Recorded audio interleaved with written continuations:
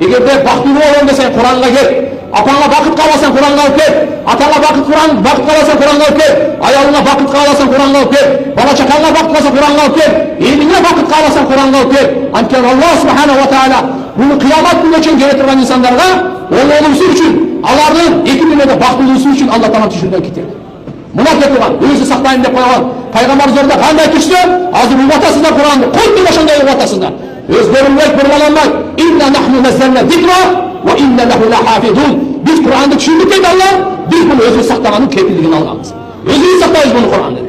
Hudaylık berekenin vardı Kur'an'da, hudaylık nurun vardı Kur'an'da, hudaylık çoldamanın vardı Kur'an'da. Oy hurmatlı Müslüman götürenler, oy oraylı çüröktörde ovataydı. Ramazan ayı geldi. Bilme yetip bitmeye, Kur'an düşman ayı. وَاَنْزَلْنَا اِلَيْكَ ذِكْرَ لِتُبَيِّنَ لِلنَّاسِ مَا نُزِّلَ اِلَيْهِمْ وَلَعَلَّهُمْ يَتَفَكَّرُونَ. Biz Kur'an-ı Kerim'de düşürdük. Ey Muhammed sana Kur'an'ı düşürdük. Zikir de olaydı atar. Zikir de olaydı atar. İstete durgan kitap. Hakikatli istete durgan. Emmeden çaralganını da istete durgan. Kanki çaralganını da istete durgan. Maksatını da istete durgan. Öldüğünde kayka bararını da istete durgan. Kitap Kur'an'da düşürdük biz. Ey Muhammed sana düşürdük. Ne için? لِتُبَيِّنَ لِلنَّاسِ مَا نُزِّلَ اِلَيْهِمْ.